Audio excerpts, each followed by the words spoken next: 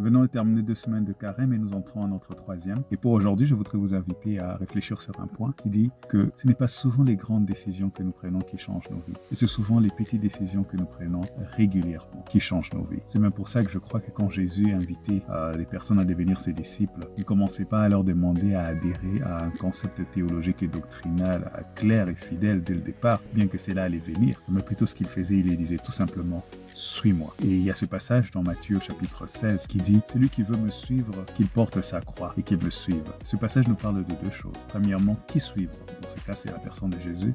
Et comment le suivre?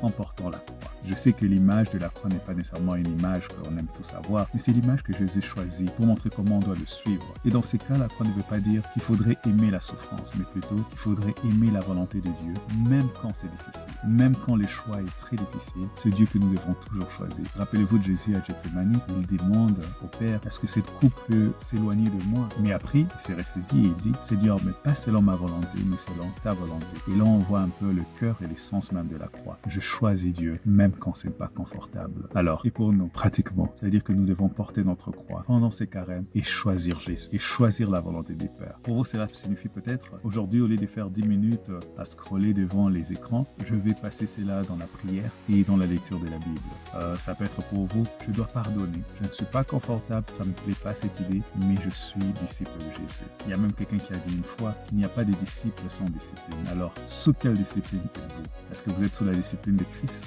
Eh bien, je voudrais vous inviter pendant ces carèmes à choisir la discipline du Maître, la discipline de Jésus. Alors dites-moi, quels sont les choix que vous faites? Quel est le choix que vous avez fait aujourd'hui? Quels sont les choix que vous avez fait pour ces carèmes? Ces petits choix, ajoutés à la fidélité, portera de grands fruits. Merci.